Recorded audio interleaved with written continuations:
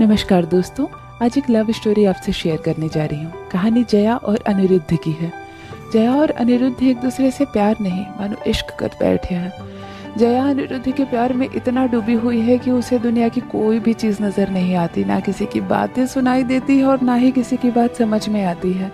दिन रात बस अनिरुद्ध के ही सपनों में खोई रहती है। हाल कुछ वैसे ही जनाब का भी है। अनिरुद्ध भी दिन रात जया के प्यार में, उसकी ही मोहब्बत में डूबा रहता है।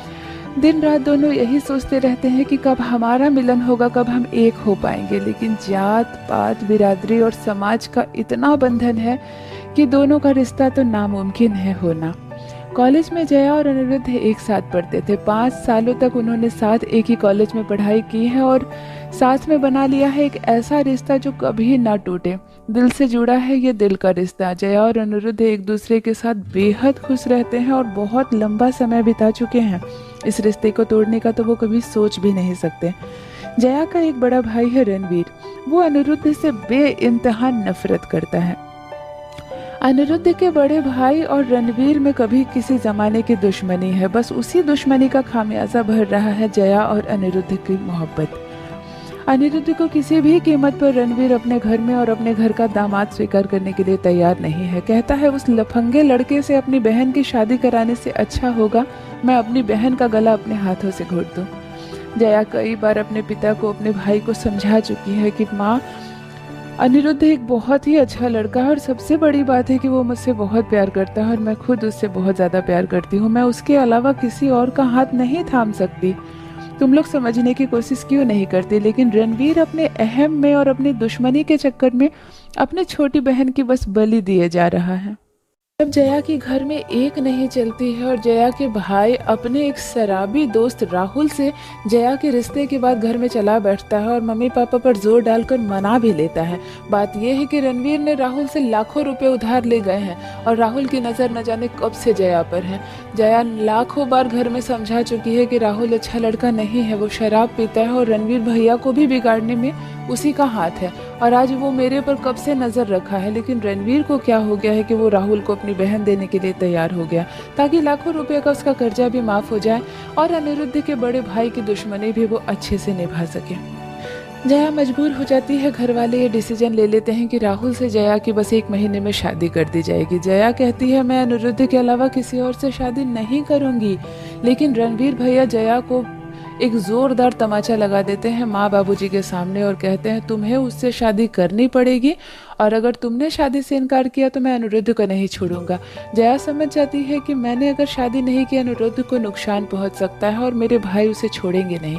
ये बात जया अनिरुद्ध से शेयर करती है। अनिरुद्ध कहता है हमारे पास भाग कर शादी करने के अलावा कोई रास्ता नहीं है जया, अगर तुम कहो तो फिर मैं ये कदम भी उठा सकता हूँ। जया ने कहा ये कदम हमें उठाना ही होगा। एक बार हम शादी कर लेंगे, एक हो जाएंगे तो घर वाले मान ही जाएंगे। ये कहकर जया और अनिरुद्ध एक दूसरे से भागकर शादी करने का प्लान कर लेते हैं। 3-4 दिनों के बाद ही जया से अनिरुद्ध कहता है कि तुम शाम को 7 बजे स्टेशन पर आ जाना, वहीं से ट्रेन है हमारी, 9 बजे रात को हम निकल जाएंगे।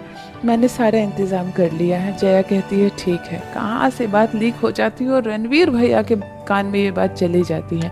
रणवीर जया को उस दिन सुबह से ही कमरे में बंद कर रखा है और 7 बजे स्टेशन पहुंच जाता है जहां अनिरुद्ध इंतज़ार कर रहा है जया का।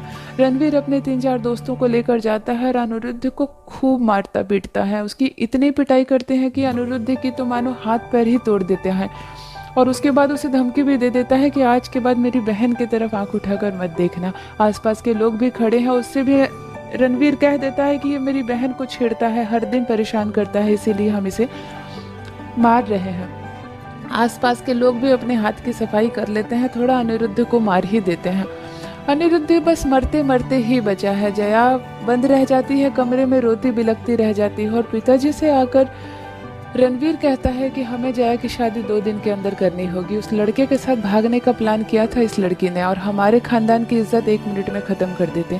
पिताजी ने जया को बहुत उल्टा सुल्टा भला बुरा कहा और कहा कि तुम्हें जन्म देने के साथ ही हम क्यों नहीं मार डाले जो ऐसी बेटी भागकर शादी करना चाह रही थी उस लफंगे लड़के से। जया बेबस हो जाती है, कुछ नहीं कर पाती है और 2 दिनों के अंदर जया की शादी राहुल से कर दी जाती है। इस मजबूरी में आकर माता पिता के आंख में आंसू देखकर जया चुपचाप रह जाती है और अनिरुद्ध की जान बचाने के लिए जया राहुल से शादी कर लेती है। राहुल कोई जया से प्यार नहीं करता था, वो बस अपने दिए गए कीमत वसूलना चाहता था जया से। जया के साथ राहुल जानवरों जैसा बर्ताव करने लगा, बस जया का शरीर का ही भूखा था राहुल।